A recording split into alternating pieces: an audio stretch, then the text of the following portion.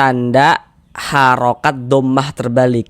Harokat dhammah atau tanda baca dhammah itu kan dia bentuknya seperti ini nih, seperti ini. Tapi kalau harokat dhammah itu bentuknya terbalik seperti ini, nah, maka ini menandakan huruf. Perhatikan media gambar di samping. Kalau ada nun sukun atau tanwin, kita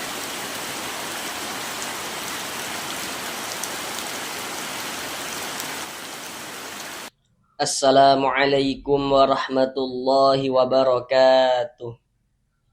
Jika memiliki permasalahan, belum lancar di dalam membaca Al-Quran, kemudian belum memahami ilmu tajwid, sehingganya tidak percaya diri ketika membaca Al-Quran, mari belajar mengaji Al-Quran di channel ini. Di sini kami berusaha untuk membantu saudara semuanya, baik bapak dan ibu yang sudah lansia maupun saudara yang masih muda, yang kiranya memiliki permasalahan, belum lancar dalam membaca Al-Quran, kemudian belum memahami ilmu tajwid, maka di sini kami akan berusaha untuk membantu saudara semuanya, bapak dan ibu, agar dapat dengan mudah dalam memahami ilmu tajwid Al-Quran, supaya dapat memperbaiki, dapat melancarkan bacaan Al-Qurannya. Jadi nantinya untuk ilmu tajwidnya itu akan kami jelaskan dengan pelan-pelan, ditambah media gambar di dalam penjelasannya. Insya Allah akan sangat memudahkan saudara semuanya, bapak dan ibu, dalam memahami ilmu tajwid Al-Quran. Selanjutnya kami selalu mendoakan semoga saudara semuanya, bapak dan ibu, semoga diberikan kemudahan oleh Allah Subhanahu wa Ta'ala dalam berusaha mempelajari ilmu tajwid untuk memperbaiki, untuk melancarkan bacaan Al-Qur'annya. Selanjutnya juga kami selalu mendoakan semoga saudara semuanya, bapak dan ibu, senantiasa diberikan rezeki yang berlimpah dan barokah oleh Allah Subhanahu wa Ta'ala. Semoga dengan rezeki yang berlimpah dan barokah tersebut, kita semuanya bisa menjadi seorang ahli sedekah, dan semoga dengan rezeki yang berlimpah dan barokah tersebut, semoga nantinya dapat beribadah umroh dan haji ke tanah suci Mekah. Amin amin ya rabbal alamin. Baik, tanpa perlu berlama-lama, langsung kita mulai belajar mengaji Al-Qur'annya. Marilah bersama-sama kita lanjutkan kembali belajar mengaji Al-Qur'an kita dengan penjelasan ilmu tajwidnya yang nantinya akan kami jelaskan dengan pelan-pelan untuk membantu saudara semuanya, bapak dan ibu, dalam berusaha untuk memahami ilmu tajwid ya, guna untuk melancarkan, untuk memperbaiki bacaan Al-Qur'annya. Sekarang ini kita sudah masuk pada surah Al-Waqi'ah ayat yang ke-76. Sekarang mari kita baca bersama-sama terlebih dahulu dengan pelan-pelan.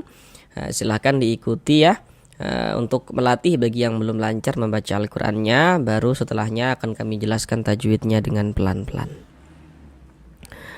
A'udzu billahi minasy syaithanir rajim.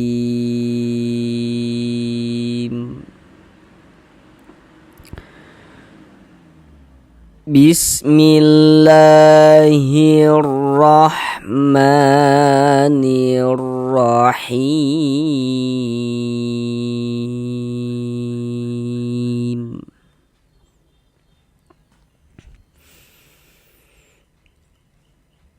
Wa innahu laqasamul law ta'lamuna 'azim.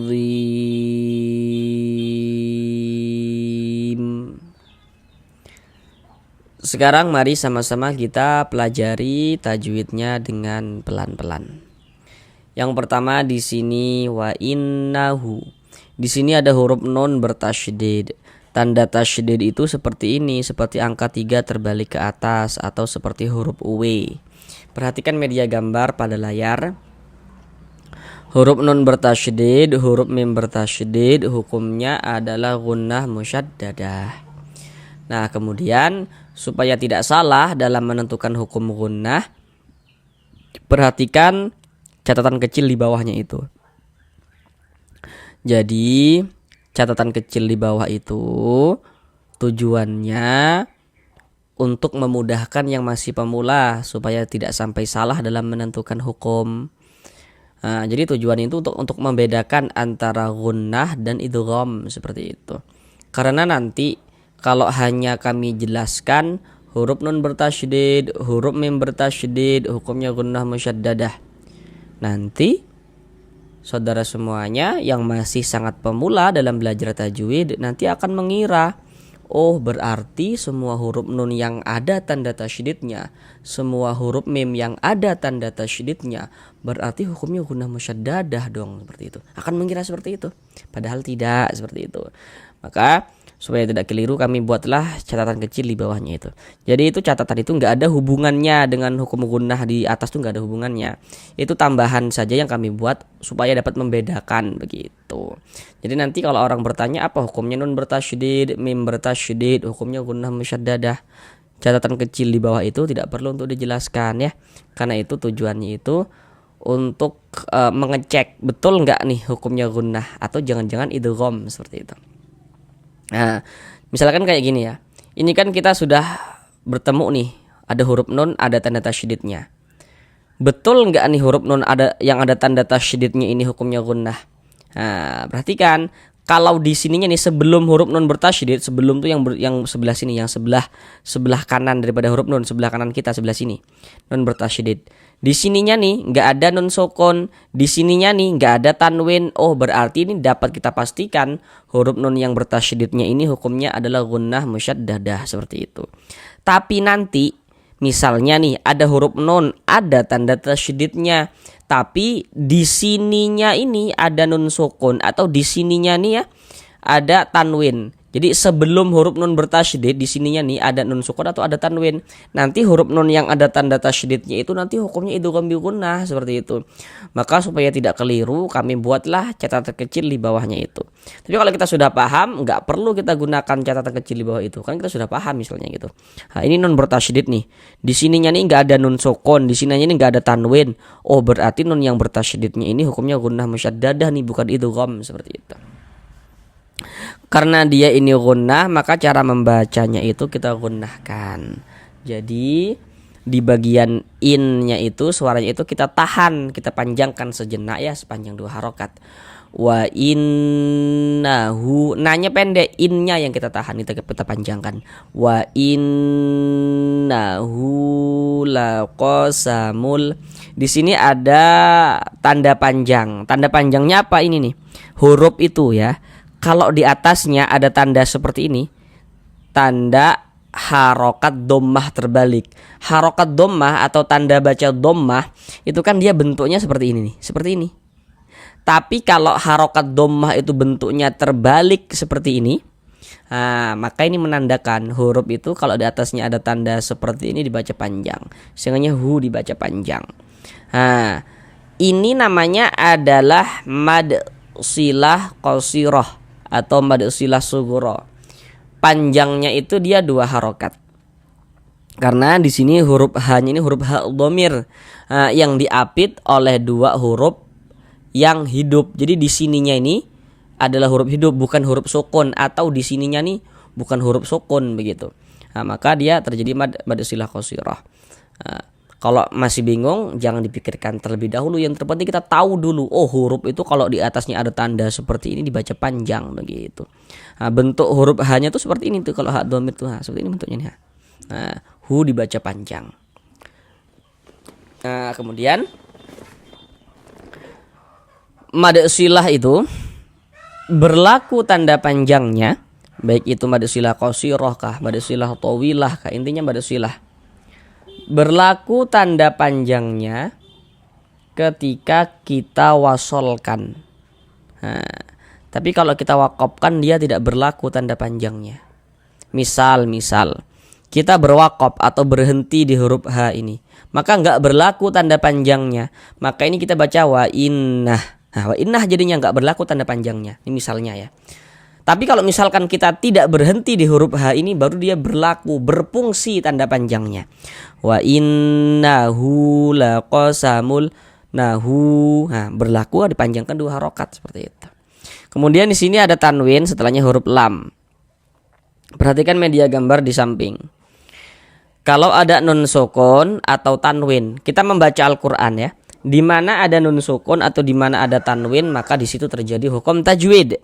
Nah, di situ ada nun sukun atau tanwin bertemu dengan salah satu daripada dua huruf yang di samping itu ya, maka hukumnya adalah idgham bila gunnah. Jadi huruf idgham bila gunnahnya itu harus dihafal, wajib untuk dihafal. Supaya nanti kita bisa langsung menentukan, oh kalau ada nun sukun ada atau ada tanwin bertemu dengan huruf lam atau huruf ro, kita langsung paham, oh ini hukumnya idgham bila gunnah, seperti itu. Nah, cara membaca idgham bila gunnah dengan cara memasukkan kemudian tidak disertai dengan gunnah. Jadi dipendekkan, dibaca pendek saja. Dimasukkan itu apanya? Ya, yang dimasukkan itu apanya? Bunyi nun sukun atau tanwin yang dimasukkan. Karena di sini yang kita temui tanwin, maka bunyi tanwinnya dimasukkan ke huruf lam. Sehingga ini kita baca laqasamul, samul. Jangan dibaca samun lau, jangan, tapi samul. Dimasukkan ke huruf lam. Dimasukkan saja, jangan digunnahkan. La gunnah, jadi dia tidak digunnahkan, maka baca pendek saja. Laqasamul lau. Jangan dibaca mul, dipanjangkan itu jangan salah, pendek saja. Mul lau ta'lamu. Ada huruf waw sukun, ada huruf waw, ada tanda sukun. Nah, tanda sukun itu seperti ini. Huruf sukun atau huruf mati atau huruf sakinah, atau maksudnya sama saja. Tandanya itu seperti ini. Nah, perhatikan media gambar pada layar ya. Di situ huruf lin itu ada dua. Perhatikan ini kotak nomor 1. Pada kotak nomor 1 itu diperhatikan polanya, diperhatikan dulu ya. Nah, sudah diperhatikan kan polanya. Nah, contoh dalam bacaan tuh seperti ini. Kalau ada huruf waw sukun, ada huruf waw, ada tanda sukun. Sebelum waw sukun ada ini nih, ada harokat fathah. Nah, maka itu huruf lin. Maka ini waw sukun sebelumnya harokat fathah nih ya, baris satu di atas huruf harokat fathah atau tanda baca fathah. Maka waw sukun sebelumnya harokat fathah, maka waw sukunnya huruf lin. Maka kita baca lunak lembut. Lau ta'lamu, mu dibaca panjang. Apa tanda panjangnya mu? Perhatikan rumus mad tabi'i pada media gambar di layar. Perhatikan rumus 2 yang warna hitam. Cara membaca rumus 2 yang warna hitam itu, di rumus 2 warna hitam di situ kan dapat kita lihat ada huruf waw sukun. Di rumus 2 warna hitam ada huruf waw sukun. Sebelum waw sukun di situ ada harokat dhammah atau tanda baca dhammah. Nah, kemudian di bawah tanda baca dhammah itu ada titik-titik kan di situ. Nah, titik-titik di sana itu letaknya huruf yang dibaca panjang. Jadi rumus 2 yang warna hitam dapat kita pahami. Kalau ada huruf waw sukun, sebelum waw sukun ada huruf yang memiliki harokat dhammah, maka huruf yang memiliki harokat dhammahnya dibaca panjang. Contoh dalam bacaan Al-Qur'an seperti ini. Nah, ada huruf waw sukun, ada huruf waw, ada tanda sukun. Sebelum waw sukun ada ini, ada harokat dhammah atau tanda baca dhammah. Maka huruf yang memiliki harokat dhammah ini dibaca panjang. Sehingga mu dibaca panjang. Mad tabi'i panjang 2 harokat sesuai dengan rumus 2 yang warna hitam. Ta'lamuna azim. Zim dibaca panjang. Zim ini namanya adalah mad arid lisukun. Namun pada awalnya namanya mad tabi'i. Nah, kenapa kok bisa berubah menjadi mad arid lisukun? Nah, perhatikan dulu kenapa kok zi dibaca panjang. Zi dibaca panjang, perhatikan rumus 1 warna hitam pada mad tabi'i. Cara kita memahami rumus 1 yang warna hitam itu, di situ kan ada huruf ya sukun atau huruf ya mati. Sebelum ya sukun ada harokat kasrah, baris di bawah tuh harokat kasrah. Di atas harokat kasrah di situ ada titik-titik di situ kan. Nah, titik-titik di sana tuh letaknya huruf yang dibaca panjang. Jadi rumus 1 yang warna hitam dapat kita pahami kalau ada huruf ya sukun, sebelum huruf ya sukun ada harokat kasrah, maka huruf yang memiliki harokat kasrahnya dibaca panjang seperti itu. Nah, contoh dalam bacaan Al-Qur'an tuh seperti ini. Nah, di sini ada huruf ya sukun, ada huruf ya, ada tanda sukun. Sebelum ya sukun ada ini nih, ada harokat kasrah nih. baris 1 di bawah huruf harokat kasrah atau tanda baca kasrah. Ada huruf ya sukun sebelumnya harokat kasrah, maka huruf yang memiliki harokat kasrah dibaca panjang. Sehingganya li kita baca panjang. Li ini pada awalnya namanya adalah mad tabi'i, kemudian li ditambah huruf mim yang disukunkan dibaca azim. Mad tabi'inya bertemu dengan huruf yang disukunkan sebab berwaqaf, maka dia berubah menjadi mad arid li sukun. Panjangnya mad arid li sukun itu boleh dibaca dengan 2 harokat atau 4 harokat atau 6 harokat. Yang terpenting konsisten dalam sekali bacaan. Maksudnya konsisten itu kalau kita membaca Al-Quran, jika mad arid li sukun kita baca dengan panjang 2 harokat, maka semua mad arid li sukunnya kita panjangkan 2 harokat. Kalau kita panjangkan 4 harokat, maka semua mad arid li sukunnya kita panjangkan dengan 4 harokat. Seperti itu. Tidak boleh selang-seling, dia harus konsisten dalam sekali bacaan. Nah, huruf yang kita sukunkan huruf mim. Ini kalau kita berhenti berwaqaf di huruf mim, kita baca azim. Jangan dibaca azimun, baru berhenti, jangan salah. Mengapa begitu? Jadi kalau kita membaca Al-Quran kemudian kita itu berwaqaf ya, berhenti kita di huruf yang tidak dibaca panjang. Hurufnya itu kita sukunkan, kita matikan. Ini kita berhenti di huruf mim. Untuk di sini kan huruf mimnya nggak dibaca panjang, nggak ada kan tanda panjangnya, nggak dibaca panjang dia. Berhenti di huruf yang tidak dibaca panjang, hurufnya kita sukunkan, kita matikan. Sehingga kita baca azim. Seperti itu. Kemudian di sini ada tanda waqaf. Bentuknya tuh lam alif. Ini namanya waqaf mamnu'. Jadi maksudnya tuh dilarang untuk berwaqaf. Namun loh, kok tadi kan katakan dilarang untuk berwaqaf, tapi kenapa tadi bacanya kok berwaqaf, kok berhenti, kok berhenti ya di tanda itu gitu kan ya. Jadi waqaf mamnu' itu ada pengecualian. Kalau misalnya kita membaca Al-Quran berwaqaf di waqaf mamnu, tapi waqaf mamnu itu terletak di akhir suatu ayat. Ini kan di akhir ayat dah, di akhir ayat 76 daripada surah Al-Waqiah kan. Maka karena ini letaknya di akhir ayat, maka tidak apa-apa kita berwaqaf, kita berhenti di waqaf mamnu ini. Tapi kalau waqaf mamnu ini letaknya itu di tengah-tengah ayat, maka kita jangan berhenti, dilarang untuk berhenti, dilarang untuk berwaqaf seperti itu. Sekarang mari kita ulang bersama-sama sekali lagi dari awal. Wa innahu laqasamul law ta'lamuna 'azim. Sampai di sini belajar mengajar Al-Qur'annya, sampai bertemu di pembelajaran yang berikutnya. Assalamualaikum warahmatullahi wabarakatuh.